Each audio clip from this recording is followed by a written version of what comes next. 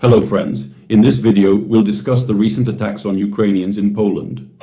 We'll talk about who's to blame, what to do, and where things are heading. We have a lot of news and important topics to cover. Please leave a like and subscribe to the channel. Now let's get straight to the point without any ads. So, the recent attacks on Ukrainians in Poland are just the beginning. That's the opinion of the former head of the Ministry of Foreign Affairs, Mr. Kuleba. He says this isn't even the peak yet. Well, let's just listen to what this remarkable former official of ours has to say. Incidents against Ukrainians in Poland are just the beginning. This is probably not even the peak yet. Putin picked up on all these stories. Not long ago he said that if Ukraine falls, then Poland will get its historical lands and so will Hungary. The Polish Ministry of Foreign Affairs has already responded, saying they don't want anything. When you talk to them, did you feel they were sincere, that they really don't want anything, that Ukraine is Ukraine, or do they still have some kind of imperial ambition left? No, I don't think that Poland is seeking any territorial grabs in Ukraine.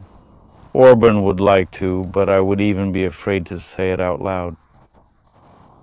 The Poles wouldn't. And here I would probably agree with Mr. Dimitro, because if before this all happened once a week or once every 10 days, now it's almost every day.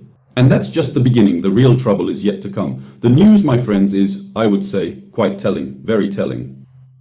Nowadays, even in the Polish segment of the internet and among local figures, including politicians, they have actively started promoting an openly absurd idea. Ukrainian citizens, what should they do? Why do you think they came to Poland? What do you think, to work there, to escape the war? No. They just came to provoke peaceful local residents. They sit there, look for boxers, kickboxers, MMA fighters, and start provoking them. Well, what else? I always do the same. Whenever I see some big, muscular Pole at the airport, I think, damn, what else should I do? I remember that I have a Ukrainian passport, and I think, now I'll provoke him.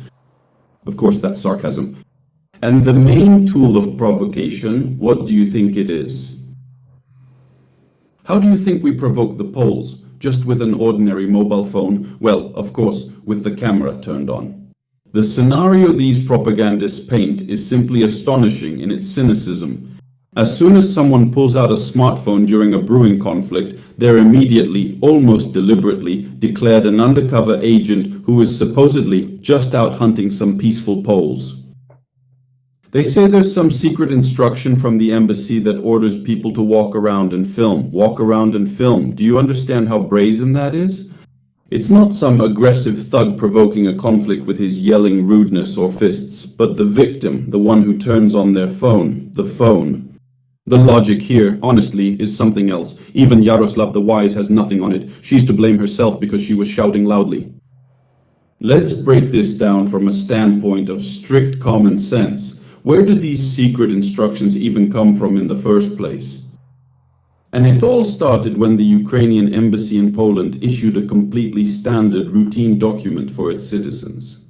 A brochure called Duties and Rights of Ukrainian Citizens in Poland. And in this document, among other basic legal information, there was a very simple piece of advice. In case of unlawful actions, discrimination, or physical violence, record what is happening on video. This is necessary to preserve evidence when dealing with law enforcement agencies, for example, when contacting the prosecutor's office and so on. You might wonder what's wrong with that. Damn, this is a basic worldwide practice for protecting the rights of any victims. Any lawyer anywhere in the world, not just in Poland, will tell you exactly the same thing. But here, let's say, the selfish interests of street bullies and political populists come into play.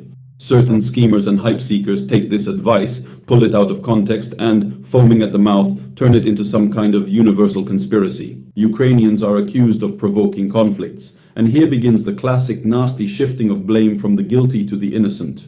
They blame not the brazen attacker who started getting physical, but the one who tried to record this lawlessness on their phone. Well, in general, I think that video recordings are an objective source. Yes. What is a video recording from the point of view of procedural law? It's an objective source of information that reflects everything, well, basically, what happened. When a citizen encounters a street bully, threats, aggression, and so on, a question arises in his mind, somewhere subconsciously. Okay, how can I later prove that this event actually happened, right? Well, they punched me in the face, or kicked me, yeah, and said, fuck off to Ukraine. And in the reality of our bureaucratic legal system, without solid physical evidence, the situation instantly turns into the classic case of word against word. On one side is the victim, on the other, the attacker, who, with honest eyes and an innocent face, will claim, "I was just passing by and didn't touch anyone at all. I was provoked. I was just quoting. I actually love poetry. I was just reading poems out loud." And then some Ukrainian guy started filming me, so I had to punch him in the eye because he was provoking me. And in such a situation, the police usually just shrug their shoulders and say, "There's nothing to file a report about, there's no crime, go sort it out yourselves or just forget about it." And in this case, the video recording acts as the impartial judge that coldly destroys any lies. And on the camera, you can already see who went after whom, what specific filth was being spewed from whose mouth. And who in this situation is the real aggressor and criminal? Lawyers might object, saying, "Well, citizens, this isn't the only factor. There are witnesses," although when it comes to witnesses, it's a bit like, "I remember this, I don't remember that." Footage from surveillance cameras. Now that's better, but it's not always available. Medical examinations and so on. That's true, of course. But if you're being psychologically harassed, threatened, and insulted on the street without a phone in your hand, you're absolutely left defenseless against street lawlessness. But in reality, all these processes are, let me tell you, plain to see and disgusting.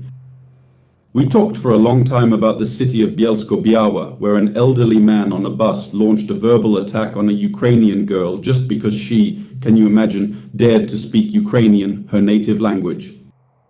There you go. The old man said to her that she lives off his taxes, even though he himself had been on sick leave for half a year. Well, whatever, that's how it is. And getting back to the topic of smartphones and provocations, if the child hadn't turned on the camera on their smartphone, this story would have just remained an unpunished episode of street bullying. Many such episodes probably happen daily, but thanks to the video, the rude guy was held accountable. And of course, there will definitely be those who say, "Those girls provoked it." Yeah, girls these days, they've got nothing better to do. They're just looking for a strong guy, and they think, "Let's go bother him now." But for what? Please explain. Oh, by the way, someone already explained it to me in the comments. To get likes. To get likes. Here's another example. A guy sits near a shopping mall near Warsaw drinking coffee, not bothering anyone. And then an elderly lady with a cart walks by, and she decides to remind him too that it's high time to go fight in Ukraine. So, the guy says, "I'm turning on my video camera now, and this footage will go to the police later." Instantly, the aggression stops, and she walks away quickly. And why is that? Because cameras cause a very specific fear in any street aggressor or thug. Well, at least in those who have something in their heads. Because he understands that there will be consequences for this. Well, ideally, those consequences would be inevitable and strict, and they're only tough when they feel they can get away with it. So, the essence of the conflict is that nobody wants to take responsibility. And now we come to the main point, my friends. Why do certain groups dislike being filmed on a phone so much? Well, because damn, they want to keep their monopoly on aggression while staying completely unpunished. I mean, come on, it's fun for them, right? Like beating up some Ukrainian girl, that's entertaining for them.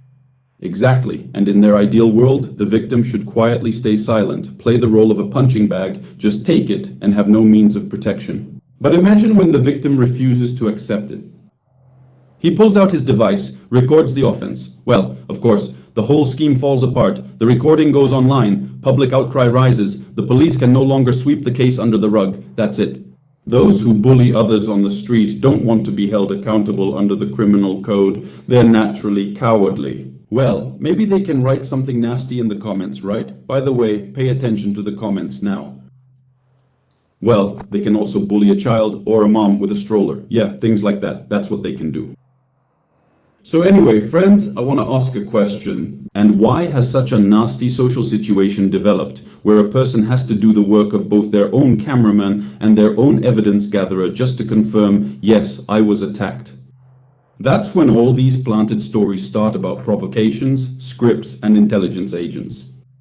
It's a standard dirty attempt to scare people so that they voluntarily give up the only effective tool for protecting their rights. So, citizens, here's the conclusion. A simple, strict law and order must be enforced equally strictly for everyone. Yes, otherwise, right now, regardless of passport, nationality, or skin color. Someone might message me, our committee decided you must surrender your passport. That's our decision. Go ahead. Right. I'm waiting for an official document. Well, politely hand it over. Let's have a laugh. I believe that if someone breaks the law, whether they're Ukrainian or German, they should be held fully accountable according to the law. But for the law to work, it needs hard facts and solid evidence. If the laws don't work, we'll end up back in the Stone Age. We're already on the way there, where any brazen thug with a club will dictate how to live, how to walk, how to look, how to breathe. That's why recording an offense on video isn't provocation. It's a normal form of self-protection in 21st century society. Don't fall for manipulation. Read the original sources, know your rights, and be able to stand up for yourself within the law. That's how it is, friends. Technology is advancing, but some citizens' culture is still at the level of a primitive herd. So, make sure to talk to your school kids too, so they know what to do when people start picking on me. That's it. Write in the comments whether you agree or disagree. There will definitely be some fools who will say, when in Rome, do as the Romans do. Yeah. Go back home if you don't like something, if things are so bad for you here. What can I say? I hope your children end up in this situation, even though you're a fool, you won't understand. All right, friends, that's the update. Take care of yourselves and your loved ones. Thanks very much for your attention. Yes, greetings to the working class. To turners, taxi drivers, milling machine operators, warehouse workers, truck drivers. If I missed anyone, please write in the comments. To loaders. That's it for now. See you next time.